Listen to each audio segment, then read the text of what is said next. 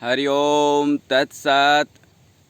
तन, मन, बुद्धि और आत्मा, आज इस चार पर करेंगे विचार, क्योंकि इस विचार से ही तो व्यवहार है, इस विचार से ही जगत में प्यार है, यह संसार से प्यार है। यद्यपि संसार एक स्वप्न है, परंतु इस विचार से ही संसार है, इस विचार से ही परिवार है, इस विचार से ही व्यवहार है, इस विचार से ही सोमवार, रविवार, मंगलवार, हर वार है। और यह विचार यदि सही है तो जीवन त्यौहार है, और विचार ही यदि गलत हो गया तो यह जीवन नरक का द्वार है। मेरे प्यारे साथियों, यह तन के परे मन है, मन के परे बुद्धि है, और बुद्धि के परे यह आत्मा है। कई बार हम लोग तन से उठ करके मन तक नहीं पहुंच पाते हैं, और शास्त्रों में तो कहा गया है कि मन का वस्तुतः कोई अस्तित्व है नहीं, कोई आधार है नहीं। हम लोग बिना आधार का इसको आधार देते रहते हैं। मन है क्या? मैं बार बार कहता हूँ, यह विचारों की ही तो पुनरुक्ति है। यह शरीर एक साधन मात्र है, और इस शरीर के अंदर बैठा हुआ यह मन और मस्तिष्क हमेशा एक आधार खोजता है, और हम आधार दे देते हैं, और इस मन में ही यह सारे विचार उठते हैं, और इस विचार में ही सद्विचार, कुविचार, और जहाँ निर्विचार अर्थात सद्विचार से कोई अच्छा काम आप जीवन में करते हैं, कोई भक्ति भावना का काम करते हैं, कोई धर्म, कोई सेवा का कार्य करते हैं, और जब कुविचार आ जाता है तो पाप काम करते हैं, किसी के साथ गलत करते हैं, स्वयं के साथ गलत करते हैं। और जब आप निर्विचार होते हैं तो अपने आप को वस्तुतः मुक्त कर देते हैं इस संसार सागर से। स्वामी विवेकानंद को आप पढ़ें तो एक चीज़ पाएंगे कि वह कहते हैं अनासक्ति। देखिए, सच्चे अर्थों में पुरुष कौन है, सच्चे अर्थों में इंसान कौन है? तो वस्तुतः इंसान वही है जो जन्म के पहले था और जो मृत्यु के बाद है। फिर आप कहेंगे कि वह इंसान ही कहाँ जो जन्म के पहले और मृत्यु के बाद? तो जी हाँ, हम लोग इसी को तो भगवान श्री कृष्ण को परम पुरुष कहते हैं, क्योंकि वह जन्म के पहले भी थे, जन्म के बाद भी है।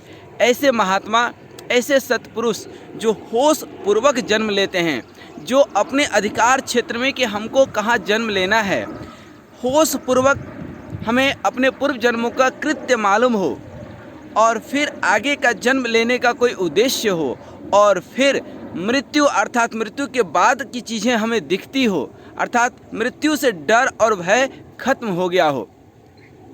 एक मिट्टी का घड़ा यदि मिट्टी से ही डरने लगे कि हमें मिट्टी में नहीं मिलना है, नहीं मिलना है, नहीं मिलना है, तो यह उसका भ्रम है, क्योंकि आज न कल उसको मिट्टी में मिलना ही है, क्योंकि वह मिट्टी का अंश है, वह मिट्टी से ही तो बना है। और यदि वह चिल्ला चिल्ला करके कहे कि हम मिट्टी का अंश नहीं हैं, हम मिट्टी का अंश नहीं हैं, तो यह भी उसका भ्रम है। हम कितना भी आज देखिए, इस संसार सागर में करोड़ों लोग हैं, और इसमें कुछ ऐसे कुंठित, मूर्ख, नीच बुद्धि मानसिकता के लोग कभी रामायण जलाते हैं, कभी धर्म और संस्कृति के खिलाफ बोलते हैं। ऐसे मूर्खों को ये समझ में नहीं आता है कि वो पैदा कहाँ से हुए, उनका पूर्व जन्म कहाँ था, और ये जो कर्म करते हैं ना, बाद में बहुत पछताते हैं। क्योंकि रामायण जलाने से रामायण के विचारों को, उसके शास्त्रोक्त विधि को, आप उसके शब्दों को नहीं मिटा सकते हैं। ये तो आपकी कुंठित मानसिकता है, यह तो आपके अंदर की परेशानी झलक रही है कि आपको अच्छाई देखी नहीं जा रही है। ये तो जन्मों जन्मों का आपका पाप है कि और आपको जो है पाप का घड़ा भरने में मदद कर रहा है।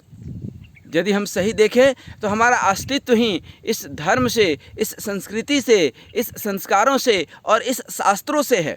शास्त्रोक्त विधि का जीवन जीना ही हमारे सुखी जीवन का आधार है। फिर हम कहते हैं कि सुख क्या है? तो अब यह सुख, संसारिक सुख की हम बात थोड़ा सा छोड़ें। इस संसार में जितने सुख दिखते हैं ना आपको, ये सब क्षणिक है, इसीलिए तो सुख के बाद दुख आता है। और यदि सुख सदा ही अनवरत रह जाए हमारे जीवन में तो उसको आनंद बोलते हैं। और यह सुख, कोई भी आप संसारिक सुख देखें, चाहे आप माँ बहन परिवार का प्यार देख लें, यह सब क्षणिक है। जहाँ से आपको प्यार मिलता है कई बार वहीं से धोखा मिलता है। कहते हैं ये हमारा जीवन साथी है, महीना 2 महीना साल 2 साल रहता है, हम उसको जीवन साथी बोल देते हैं। अरे ज़रूरत तो मरण साथी का है, जन्म साथ मरण साथ। कहाँ ऐसा होता है? कहाँ चले गया सती प्रथा? कहाँ लैला मजनू का प्यार चले गया कि हम मरे तो वो भी सामने वाला मर बैठा? ऐसा तो नहीं होता है। तो हर आदमी अपना जीवन जीने में लगा हुआ है। यह आसक्तिवश, स्वामी विवेकानंद बार बार बोलते थे, अनासक्ति, आसक्ति और विरक्ति से न त्याग करना है और न उसमें लिप्त होना है। अर्थात संसार में रहो मगर संसारिक मत बनो। जियो जिंदगानी ठीक वैसे ही जैसे कमल रहता पानी में। अर्थात संसार में रह करके संसारिकता से दूर रहो, संसार में बसो, संसार में फंसो नहीं। इस शरीर को सुविधा दे करके जीवन में दुविधा मत पालो। आज आप जहाँ देखिए यह जीव और ब्रह्म के बीच जो माया है, ये माया क्या है? जो हम क्षणिक सुविधाओं को देखते हैं ना, शरीर को सुख देने के लिए जो देखते हैं ना, और जो हमको ऐसा लगता है कि यह तेरा है, ये मेरा है, ये तेरा है, ये मेरा है, तू मैं, तू मैं, तू मैं जहाँ है, ये तेरा और मेरा जहाँ है, यही तो माया है। हम ये भूल जाते हैं कि ये सारा जगत ब्रह्म का है। मैं इस जंगल में जब आता हूँ तो मुझे एक बड़ी खुशी मिलती है। आप शहरों में जाएं, गांव में जाएं, ये फलाना का मकान, ये ठिकाना का मकान, ये ठिकाना का जो है घर है, ये है फलाना का, ये चिलाना का, और इस जंगल में आए, क्या किसका क्या है? ऐसा लगता है कि सब ब्रह्म का है। ब्रह्म अनामय अज भगवंता। कभी आप इसका आनंद तो लें। और बहुत लोग तो डर से ही इस जंगल में नहीं आते हैं। बहुत लोगों को मैं बोलता हूँ चलो, तो डर से ही इस जंगल में नहीं आते हैं। और मैं रोज़ आता हूँ क्योंकि जीवन का ये असली आनंद मुझे लगता है कि सुबह का 1 से 2 घंटा आप आनंद ले लो तो जीवन में आपको एक नई ऊर्जा का संचार हो जाता है। संसारिक जो सुख देखते हैं कि हमारे पास खूब महल हो जाए, हमारे पास खूब जो है सुविधा हो जाए। एक से एक अमीर लोगों के घर में गया हूँ, मैं उनके घर में जितना रोना गाना देखता हूँ उतना गरीबों के घर में नहीं देखता हूँ।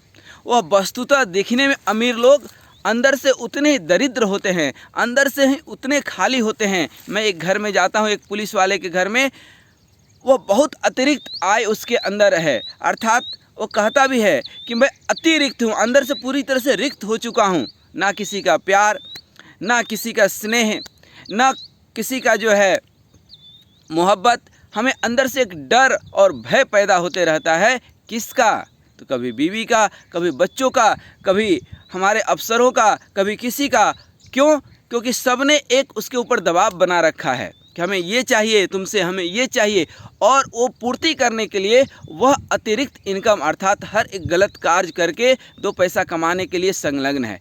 तो व्यक्ति को तो दिखता है कि वो खूब पैसा कमा रहा है, लेकिन अंदर से वह उतना ही खाली है, अंदर से वह उतना ही भूखा है।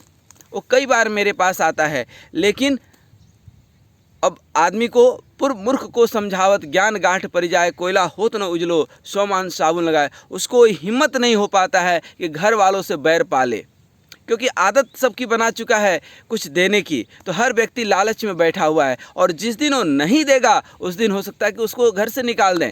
लेकिन सामाजिक पद और प्रतिष्ठा बरकरार रखने के लिए वो जीवन का वह हर एक कुकर्म करता है, जिससे कि उसकी मानसिक बेचैनी और बढ़ते जाती है। तो कहने का मतलब था कि हम जो दिखावा करते हैं, ये दिखास छपास और बकवास जो करते हैं, यह हमारे जीवन में कहीं ना कहीं परेशानी ही पैदा करती है। कभी आप सोच करके देखें कि शरीर के द्वारा शरीर से मिलने वाला सुख क्षणिक ही है।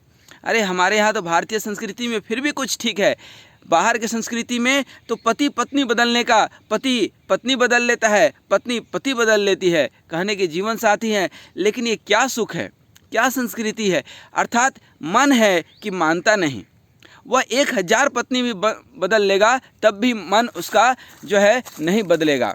एक दुल्हन आती है, नई नवेली दुल्हन, रोज़ वो दर्पण में अपने आप को दिन भर में 10 बार देखती है, संवारती है। वही 50 साल के बाद बूढ़ी हो जाती है और कहती है कि मेरा चेहरा तो देखने के लायक नहीं रहा। जब तुम्हें खुद देखने के लायक नहीं रहा तो दूसरे क्या देखेंगे? और वो जो देखने वाले हैं वो चाम दृष्टि से देखते हैं, राम की दृष्टि से देखते नहीं हैं। उनको चाम से प्यार है, तो ये चाम तो आज न कल ढलने वाला है ही, ये तो सत्य है। दुनिया में दो ही तो सत्य है, एक समय सत्य है और समय के साथ राम नाम सत्य है। तो क्यों ना हम उस सत्य को आज जान लें, उस सत्य को आज समझ लें और इस शरीर को एक साधन मात्र बना करके हम अपने आत्मा पे थोड़ा सा जाने की कोशिश करें। अर्थात हम इस शरीर को एक साधन मात्र इस तरह से होश हवास में ज़िंदगी जिए, हर एक कार्य में होश पूर्वक कार्य करें। यही तो ध्यान है। ओशो का एक डायनामिक मेडिटेशन है, वो यही चीज़ तो सिखाते हैं कि आप जो भी काम करते हैं, यहाँ तक कि आप चलते हैं, पानी पीते हैं, चाय पीते हैं, सब काम होश पूर्वक आप करें। यही ध्यान है। और इस शरीर को साधन मात्र बना करके साधना हम कर लें। जीवन में हमारी जितनी साधना उन्नत होगी, हम होश पूर्वक मर पाएंगे। क्योंकि आदमी नींद भी लेता है ना, रोज़ सोचता नहीं है, नींद में भी तो कुछ याद नहीं रहता है, मरने के बाद भी कुछ याद नहीं रहता है। तो हम होश पूर्वक कभी नींद अर्थात सोना तो सीख लें। तो जिस दिन होश पूर्वक सोना सीख जाएंगे, होश पूर्वक स्वप्न देखना सीख जाएंगे, हम स्वप्न देखें तो हमें लगे कि हाँ, ये हम स्वप्न देख रहे हैं। मेरे साथ ये 25-30 साल मेहनत करने के बाद आज हो पाता है कि मैं जब स्वप्न देखता हूँ तो मुझे लगता है कि हाँ, मैं स्वप्न देख रहा हूँ, ये झूठा है। और जब जगता हूँ तो लगता है कि ये जो स्वप्न झूठा था, ठीक उसी तरह से ये संसार भी झूठा है। आज ये पद, ये प्रतिष्ठा, ये पैसा, ये पत्नी, ये बच्चा, ये घर, ये परिवार आज है, कल पता नहीं रहेगा कि नहीं रहेगा। आज आप बहुत बड़े पद पर हैं, कल रहेंगे कि नहीं रहेंगे आपको खुद पता नहीं है। जब जीवन का ही पता नहीं है तो हम क्यों न जीवन को हर क्षण जी लें और इस संसार को ब्रह्म के दृष्टि से देखें। तो बात आई थी तन को हम जो है हम एक साधन मात्र बनाएं। इस शरीर को, मन को निर्विचार अर्थात जहाँ विचारों को खत्म कर देंगे, हम कर्म करें। कर्मण्येवाधिकारस्तु मा फलेषु, मतलब आप सोच करके अपने को, ठीक है ना, चिंतामणि क्यों बना लेते हैं? चिंता कर करके आपकी चिंता करने से क्या हो जाता है? आप सोचते कुछ हैं, होता कुछ है, करते कुछ हैं, कहीं कोई तालमेल नहीं होता है। तो ज़्यादा चिंता फिक्र न करके इस जीवन को भगवान के चरणों में लगा करके जिए। धर्म का विरोध न करें। आप साथ नहीं दे सकते हैं, कोई बात नहीं, लेकिन ये शास्त्र जीवन जीने के विधि बताते हैं। जब भी समय मिले श्रीमद्भगवत गीता को पढ़ें, अध्ययन करें। इन मूर्ख कुंठित मानसिकता वाले लोग जो धर्म के विरोध में खड़े हैं, वो कितना सही कितना गलत मैं उस पर नहीं जाना चाहता हूँ, लेकिन आप अपना जीवन तो संवारें। हर कर्म करने के बाद एक पश्चाताप से गुजरना पड़ता है। उस कर्म को ही क्यों करना जो बाद में पछतावा आए। आप सद्ग्रंथों को अलग करके, उससे मुक्त होकर के जीवन जिएंगे तो दुखी जीवन जिएंगे। शास्त्रोक्त जीवन जिएंगे तो जीवन शैली आपकी सुदृढ़ हो जाएगी। संकट के समय आपको एक जो है संभावना दिखेगी। आज तक आप किसी बुद्धिजीवी को आप नहीं देखेंगे कि धर्म के विरोध में बात करेगा, कभी नहीं। लेकिन ये धर्म के विरोध में बात करने वाले लोगों को धर्म नहीं पता है। जो कहते हैं कि राम नहीं है, अर्थात कहीं भीड़ है, मैं पूछता हूँ कि राम है क्या यहाँ पर, तो वही व्यक्ति बोल सकता है कि राम नहीं है जो राम को पहचानता है। तो वस्तुतः जो कहते हैं राम नहीं है, तो क्या उन्होंने पहचाना कि ये राम है? उनको क्या पता इस भीड़ में कौन राम है? तो हम उस चीज़ को समझें कि इसका मतलब कि न वो इधर है न वो इधर है। इसलिए जीवन के व्यवहारिकता में ही आध्यात्मिकता को उतारने की कोशिश करें और जब समय मिलता है 1 घंटा 2 घंटा अपने बुद्धि पर नियंत्रण करें। तन से ऊपर मन, और मन को नियंत्रण करके बुद्धि पर फोकस करें। क्योंकि जब मन कहता है कि आसक्ति, वासना, धन, दौलत, अच्छा ये मन कहता है कि धन धन धन, ये धनाधन जो है बोलता है स्त्री चाहिए या पुरुष चाहिए। अब आपका बुद्धि काम करता है ना कि नहीं, ये धन जो है हमारा नहीं दूसरे का है, ये बुद्धि का काम है ना। अब बुद्धि से भी जब परे आप जाते हैं आत्मा, तो ये कहता है कि नहीं, ये धन न मेरा है न उसका है, ये तो ब्रह्म का है, परम पिता परमात्मा का है। ये तो सिर्फ अधिकार क्षेत्र की बात है, ये सिर्फ संसारिकता है कि मेरे अधिकार में है, वह उसके अधिकार में, लेकिन है किसका? वह परम पिता परमात्मा का है। तुलसीदास जी ये कहते हैं कि पर धन पत्थर पर स्त्री मात्र समान, जो न हरि मिले तो तुलसी जमान। अर्थात पर धन पत्थर, अर्थात किसी का भी धन हो वह पत्थर के समान है हमारे लिए। हमें परमात्मा ने जितना दिया है उसमें सदा संतुष्ट रह करके, सदा आनंदित रह करके, और आनंद कहाँ है? भगवान के भजन में।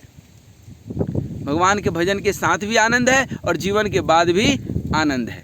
तो भगवान का जरा सा भजन करें, जरा सा सुमिरन करें, और ये प्रायोगिक प्रयोग करके अपने ऊपर देखें कि जीवन में सुख और संपन्नता नहीं आती, अंदर से आप खुश नहीं रहने। मैं नहीं बोलता हूँ कि किसी भगवान का भजन करने से, किसी मंत्र पढ़ने से आपको धन दौलत बीवी बच्चे ये सब मिल जाएंगे, नहीं, ये तो संसारिकता है। हाँ, मैं ये ज़रूर बोल सकता हूँ कि इस ब्रह्म अनामय अज भगवंता भगवान को भजेंगे तो आप ब्रह्मानंद अर्थात आनंद अर्थात आत्मानंद, आप अपने आप में सुखी रहेंगे, प्रसन्न रहेंगे और निर्विचार रहेंगे। तो इस संसारिकता से आप मुक्त रहेंगे, सदा सुखी रहेंगे, सदा प्रसन्न रहेंगे। क्योंकि आप किसी भगवान का पूजा करें और संसारिक वस्तुएं ही मांगें तो ये संसार बसने के लिए है, फंसने के लिए। आप और फंसते चले जाते हैं। आपके पास जितना पैसा होते जाएगा उतना संसार में फंसते जाएंगे। आपका नेटवर्क जितना बढ़ेगा उतना आप संसार में फंसते जाएंगे। तो संसार में रहना है, लेकिन नियत कर्म करते हुए, भगवान का भजन करते हुए, जीवन का आनंद लेते हुए जीवन जिए। और क्या जीवन और क्या मृत्यु, सब में सम रहने का ही तो सच्चे इंसान की पहचान है। हरि ओम तत्सत। आपका जीवन मंगलमय हो। हरि ओम तत्सत।